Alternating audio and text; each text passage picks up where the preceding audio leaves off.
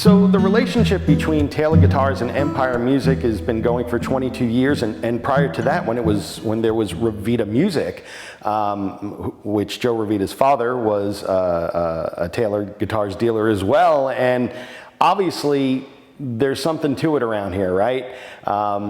Joe has been a great partner. Empire Music has been a great partner with us, and what does that mean? Well, that means that they're first to market with a lot of our instruments that we debut.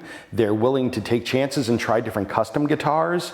They're willing to have a room like this where you have a gigantic display and a selection of Taylor guitars that's unparalleled, not just in this market, but for several states around.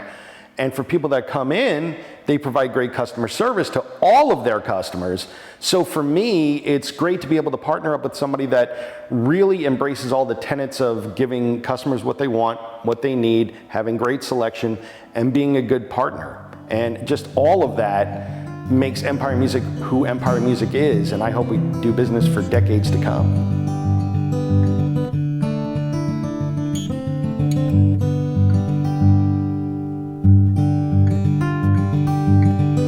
Ladies and gentlemen, Joe Revita.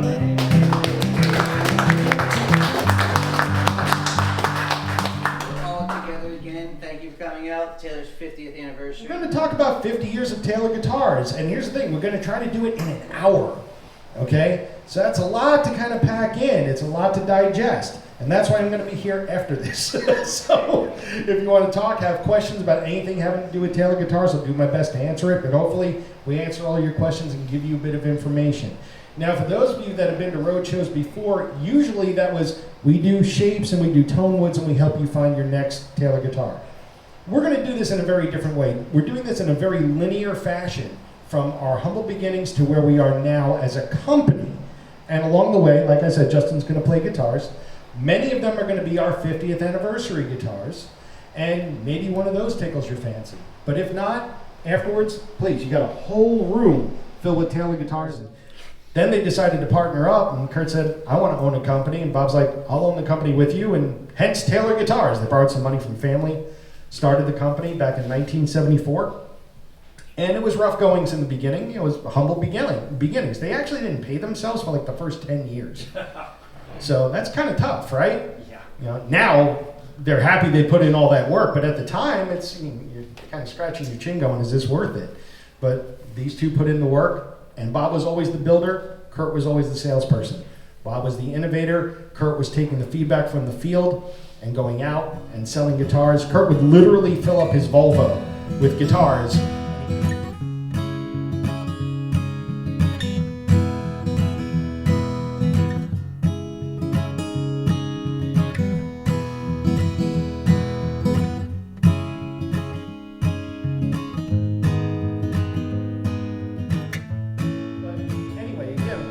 Beginnings like that, tough going through the 70s, but then in the late 70s, we actually started getting some notoriety. And why? Well, there was this guy, you may have heard of him, Neil Young. Yeah. Anybody ever hear of Neil Young? Right? 1978, I believe it was, the Rust Never Sleeps concert movie came out, and Neil Young was playing an 855 Taylor 12-string. That really put us on the map. And our 12 strings were super, and still are to this day, probably the easiest playing 12 strings out there. So we're paying homage to that this year on our 50th anniversary with an 858E. Now this is a grand orchestra shaped instrument where the 855 was a jumbo. This is the largest shape we make at Taylor Guitars. Now this one is the same in the sense that they were both spruce top, they were both rosewood sides and back, and they're both very large body 12 strings, but the necks are nice and slim and very easy to play. So Justin's going to demo this for you.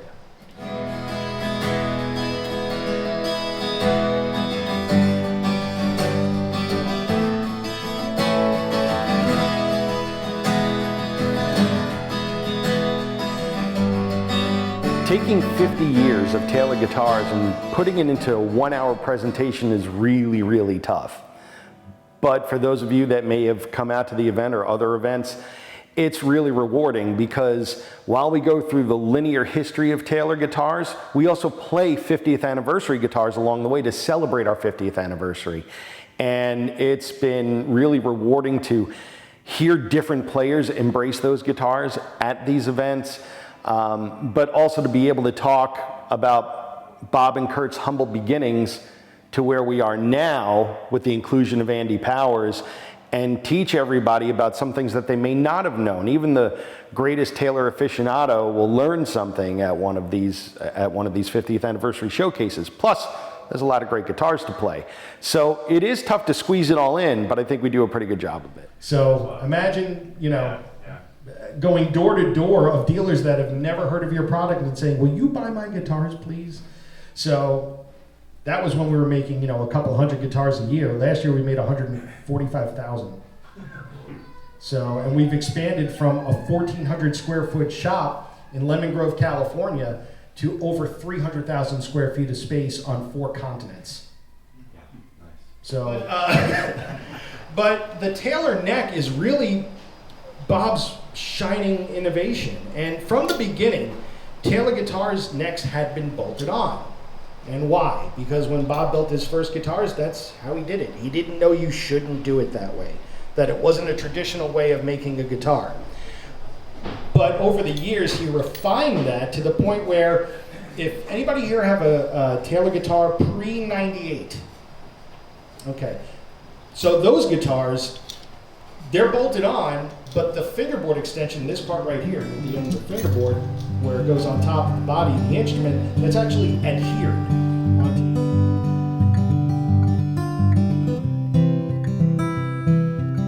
Today, our best guitars are being built today. Andy will tell you that, Bob will tell you that. These are the salad days for Taylor guitars. We're actually building the best guitars we've ever built now. So, and this goes along with our technology. Again, with Expression System, Circa 74, everything else that's going to come from that. So the GS Mini, as the name says, it's a smaller version of our Grand Symphony. The curvature is the same, and the same sort of in ratio measurements are that of a Grand Symphony, just in a Honey, I Shrunk the Kids version of this guitar. So obviously it's smaller, and since we're on the topic of scale length on this guitar is 23.5 inches. So it's much, much smaller. But what we did is we put an oversized sound hole on the soundboard of this guitar, and because of the architecture inside, it actually puts out a really loud sound in relation to its size, and in fact, in relation to some other sizes from some other companies. So V-class bracing comes straight down the middle, okay? And what that does, that gives you a lot of volume, because the sides get to rock evenly and output more enhanced volume. You're getting a lot of sustain because of the stability down the middle of the instrument. And because of that more uniform rocking of the top, you're getting a more sense of in-tuneness. The intonation is actually enhanced. So you're not getting that warbling of pitch or that oscillation that you get sometimes when you play in the second octave further up the neck, when you're playing chords up here especially. So that's what V-Class does. It gives you enhanced volume, enhanced sustain, and a better sense of in-tuneness. And this is what you'll find in most every one of our guitars that we make in the US. Okay? Our tradition is change.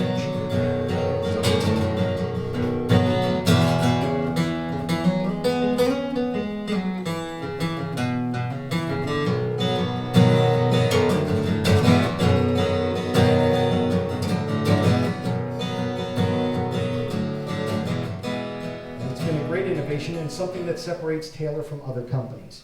Again, our innovation, our tradition is change, and that is who Taylor is at our core. Now, thank you for being here. The winner is 6050989. Congratulations to the gentleman in the back. Again, he didn't do anything but win, but you applaud him nonetheless.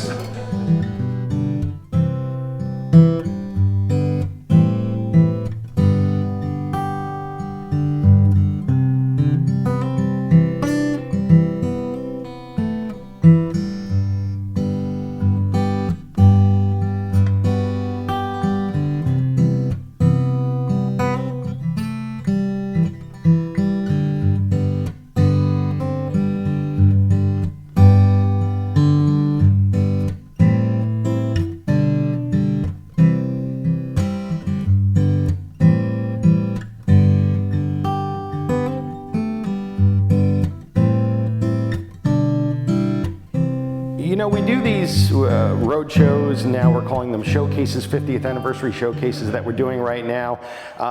These are super important to get out to the public and be in front of people because most everybody can't or don't visit our factory. So what we try to do is bring a factory tour to the public by bringing a bunch of different guitars and talking about our production processes from somebody who's actually at the factory on a daily basis.